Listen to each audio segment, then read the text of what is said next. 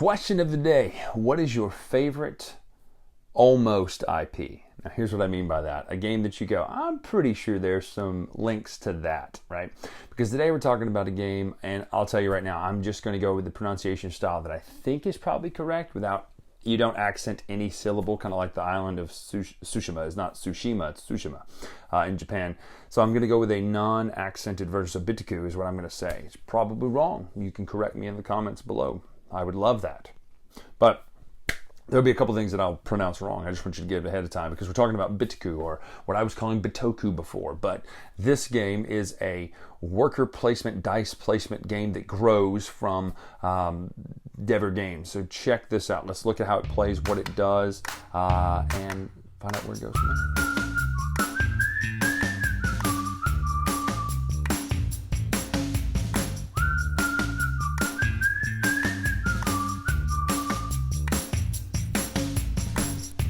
Alright, so here's Bitoku set up for a two-player game. Now again, the pronunciations here are going to be difficult. I'm going on the basic assumption of Japanese pronunciations that there are no hard accented syllables. So we'll go with Bitoku, yokai, all that sort of stuff. If I'm wrong, you can have a blast letting me know in the comments. But we're going to start here with the setup for two players. And why I bring that up is because the back of this board has inlays in which you lay in pieces to change the player count for certain areas out here. We're already set up for two players, which means we have the Mitama spirits down here. All of these are things that you're not going to understand what they do yet. We'll talk about that in a minute. Dragonflies are here. The buildings are here. And your crystals are here. This is kind of a basic supply. Then you have the Ikuragawa rocks down here. Now, if you notice, a lot of the imagery in this is almost like a tribute to Studio Ghibli movies. It just absolutely, some of them you're going to notice and think, oh, that looks like, it reminds me of. So that's kind of one of the things I love about this. Very fantasy, very exciting. So then the board is pretty sprawling, and it has a couple different areas. This is the area down here in which things are stored, which we talked about. These are your destiny cards. They're destiny or something like that. The point is they're goal cards, end of game. So these are things like you must have a combination of two of the fire or the dragonflies and Mitama spirits. You must have one Bitoku card, and then you must have one crystal. It's worth 6 points at the end. That's what the purple fish means, is the end of game points. The gray fish that looks kind of sad here is negative points if you do not complete this. You'll start with one of those. So kind of bird's eye view right here. You have these spaces along the river here. There are 4 spaces in forest spaces. You have 1, 2, 3, 4, and then one more that's technically a forest space, but it's a little different that has to do with the Great Spirit, and those are 1, 2, 3, 4 different spaces up there. They all have building slots on them. This is a dice placement game in which you are going to place dice out, and when you place a dice, you'll get to take the action listed in the forest space that you've chosen based on the dice number that you choose. So, a 2, a 3, a 4, a 5, and then a 6. And then also, if there's a building in this location you want to use based on the number that you place, for instance, this one takes a 4, you can take this action and this action. You can never take 2 building actions or 2 forest actions with 1 action. Down here you have a majorities area in the river. These are kodamas that you use. You've seen these in a lot of different Japanese mythology, but these are majorities based. On a 2-player game, you're going to put a dummy player out here in the 4th spot. They're based on 1st, 2nd, and 3rd typically, which means if you end up behind this dummy one, you'll be in 2nd or 3rd. If you're ahead of it, you'll be in 1st. These are the main slots out here. And again, there's more to it that we're going to talk about in just a second, but let me show you the river spaces and the hills spaces now. So you'll notice these 4 spaces, 1, 2, 3, and 4, they contain a Bitoku card covered by a yokai. Both of them are available to take, but what happens is when you've placed your dice on a forest space and you go across the river, you have to do the contrition action, which means you lower your dice number by 1. So a 3 becomes a 2. However, if you have a 6, it becomes a 3. You'll then place it here. In a 2-player game, it's slightly different, but again, not majorly different, but just slightly, because you now have access to either of these 2 things. Once you've chosen, the action that you've chosen gets taken. So for instance, if we want the Bitoku card, which we'll talk about what it does when we look at the player board, you cover this up and you take this card out from under it. You'll then add it to your player area, which I'll show you in just a minute. Then this will drop, like I said, it drops down, and that stays there. Now, the good news is once you've moved a dice from the forest to the river, now this space is available again for someone else or yourself to use. Once it's in the river here, or once it's crossed into the hills, it's kind of stuck there. Now these spaces up here are a little bit different in the whole of the Great Spirit. They do little bonuses and they don't have a specific number except for this one. You have to have a 2 or more. You'll drop down one number and then you can copy one dice in the forest spaces using that dice's number. So it's pretty nice. Also, the highest action space determines turn order. So if you choose to take that one, you'll go first next round. And they do different things there. The last thing is the kind of pilgrimage trail up top. You're going to start here. Now, some are already on the board. I forgot to clear those, but it shows you kind of what you'll do with them. So you have some on the board showing where they end. When you take a movement action, which is this symbol here, you can do a couple of different things. You can move up there. You can start a journey. You can move on a journey, or you can move on your Bitoku path, which we'll talk about in just a second. But up here, let's say I've started. Now I'm starting and I go one more space, I stop here. You can choose at this fork to move up here and turn this over, because once it's turned over, you've reached your enlightenment. Some of the goal cards here will have that as a requirement, as you see there. Up there, we now are stopped. This one could keep going and move on if you choose not to go there. But once you go up into one of those illumination paths, you stop, but you kind of keep moving further along the path. However, once you get here, you have to have had a Bitoku card down in your path in order to cross that bridge. In order to cross that one, you would have to have a second one. Those gates you see here, once you've placed a pilgrim here, you then can start in this space instead of having to go all the way back. Same goes for that gate. Once you've finished there, you do not have to start all the way back. You can start the pilgrimage from there. So it gives you options to kind of move forward on that. That is the main board. There's one other thing up top, it's just the tracks. There's 4 phases. They're based on the seasons. The first one's kind of a setup phase. Summer is your actions. Fall is your redetermined player order. And then winter's kind of a cleanup phase. 4 rounds of the game.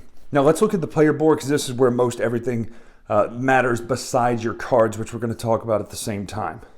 This is the Purple Players player board. It is set up for the 2-player game. Now, you will start with 1 Dragonfly, which here's something really cool I forgot to show you. The Dragonflies and Matama Spirits.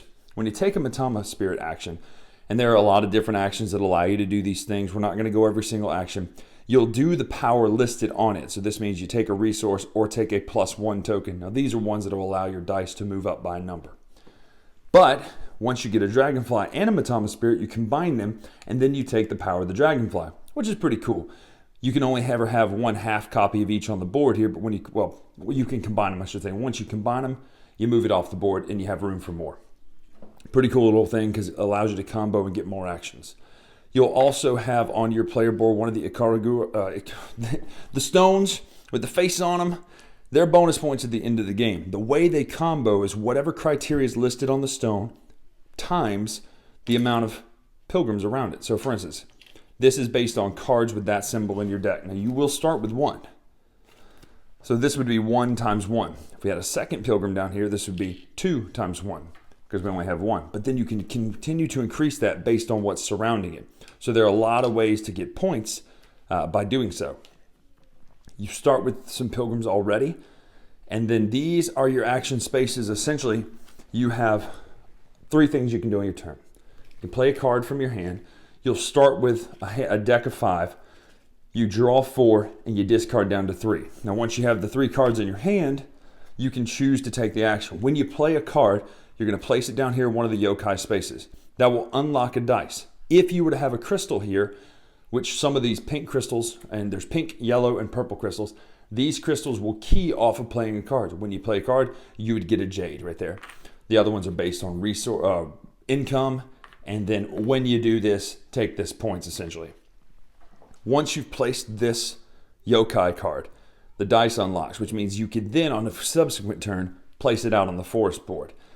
You take the building action, or you take the action here for Nezumi. It is build a building or take the crystal. Building buildings, they're down here. You can own certain buildings, which means when someone uses your building, they pay you tribute. We're not going to go through all the actions, but essentially you're building based on the cost listed down here, and then crystals have a cost listed on the board. All of that's pretty simple and self-explanatory. You then have access to use the dice, and the last thing you can do is go across the river. So you can either play a card, place a dice, or move a dice across the river, or pass. But your player board holds everything down here. The last thing I want to show you on the player board is this Bitoku path. So down here, and it looks really cool, but you have one of your little traveler tokens. I seem to have Misplaced mine, but I'll pull this one from the points right here. So you would put this here to start the game. When you take a move point, you also instead could move across your path. When you cross onto the Bitoku card here, you get the bonus listed below it. And now that you have the card, now that you've done that, you take the point. So this is 2 points immediately. That's what yellowfish means. And move 2 Kodama tokens. It could be 2 of the same or 1 and 1.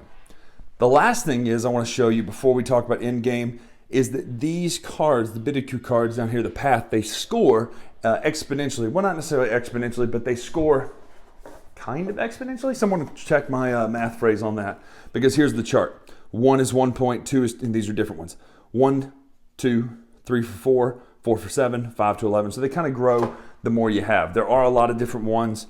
And the other thing about getting these yokai cards that you can get, so you can get more of these cards, these are better versions than the ones you start with, and there are a few that aren't in your starting deck. So ways to do that. There are a couple other little tiny rules about getting points that you can do by discarding a card. If you have 5 cards, yokai cards, you can get rid of one to get the permanent points at the bottom. Some of the better, more advanced cards will actually give you a more valuable amount of points based on certain criteria. For instance, this one. If you have, for every 2 Kodama you have, when you discard this, 2 Kodama points or whatever, you get up to 12 points. So it's ways to score more points based on what you have on the board. Play will happen for 4 rounds. You'll check all the scoring things that there are, such as your purple fish that are on the board. And that would come from things like the victory cards here, from your path down here. Anything that has a purple fish on it, you'll get points from at the end of the game. Player with the most virtue points wins the game.